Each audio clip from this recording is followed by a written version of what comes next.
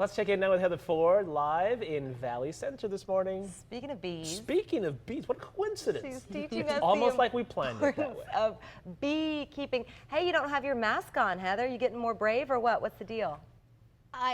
I am. We've taken a few steps up from the hive because the bees are starting to wake up a little bit behind us. As the sun comes up and the temperature rises, they're going to wake up a little bit, and we'll go check it out in a bit. But this morning, we're going to tell you about how you can have your own hive at home now. The laws are changing a little bit, and we're going to talk about that and how you can do it at home, because what's going on is beekeeping is it's dying. It's losing its popularity, but we need the bees for all of our crops in San Diego. So Hillary is our girl next door honey lady, and she's with us this morning. And we have, now this hive, what would you call something like this? This is called an observation hive. It's basically for display purposes, so we can show people what it looks like inside a beehive.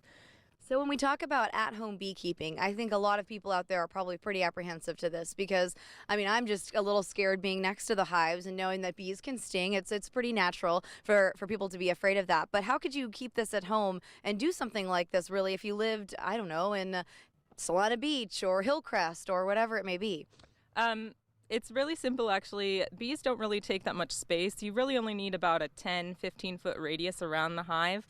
And after that, you probably won't even know they're there. I place hives in people's backyards all the time as part of my business, and I put them on the roofs of a lot of people's homes. And when they're on the roof, you don't notice them at all because their flight path is so elevated that they really don't bother you. And when they're flying around, when you see bees at home, you know, when you see them in your garden, they're just trying to find nectar. They're just trying to eat. They're not really going to try and sting you. So that fear that people have is a little bit irrational. They're only going to sting you when you're next to their hive, when they're just trying to swatting at them. Or if you swat them, you shouldn't swat them. Yeah, you're not supposed to do that. So let's take a look at how a hive works. When you put this in someone's yard, or like you said, on their roof, do you bring it in with bees? And how does it look when you bring in a hive to someone's house? Are they going to have millions of bees like this? It actually doesn't really look like this. It looks more like the hives behind us that you looked at earlier. More like a shoebox. Yeah, like a shoebox. And inside it looks like this. There's actually 10 frames that look just like this. That's what these are. And they're filled with comb and they're covered with bees just like that. So they're all inside, and then they have a little entrance that they come in and out of, like a little door. I like to call it the shotgun of bees because it's like a little stream that comes out. And they're like, shh. Interesting. I like it. Hey, so I know that we were pointing out the queen bee in here, and she's the lady of the pack. She's the main woman in there. Can we see if we can see her? Can you point her out for us?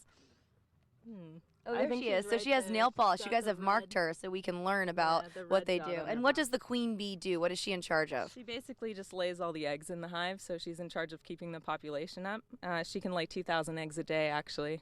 Wow. So how does this benefit someone if they're like, why should I become a home beekeeper? Or what would it benefit me to have a hive at home? Well, if you have like a vegetable garden, if you have a lot of fruit trees, you can get the pollination from the bees. It'll increase your yield from everything you're trying to grow, and it'll benefit all your neighbors. So if your neighbors have fruit trees, and on top of that, then you get backyard honey. So I know if anyone has allergies, you can inoculate yourself by eating the local pollen, which is mixed in with the honey, and that really cures people of their allergies. Neat. And Hillary, you actually got this. This is something that you do, that you wait until it's capped off, and this is the comb that you can actually eat. You chomp on, you said, and then the flavor kind of erupts in your mouth, and then the other part of it, the comb, you actually just spit up, the wax. The honeycomb is just wax, basically, so you kind of chew it up, and then you spit out that part. So it feels like gum in your mouth, and you just take it out, but the honey just kind of comes out of the comb, and it's really an amazing sensation. This is so fascinating to me. Hey, coming up, I don't know if you guys caught this over here, Eric and Raul,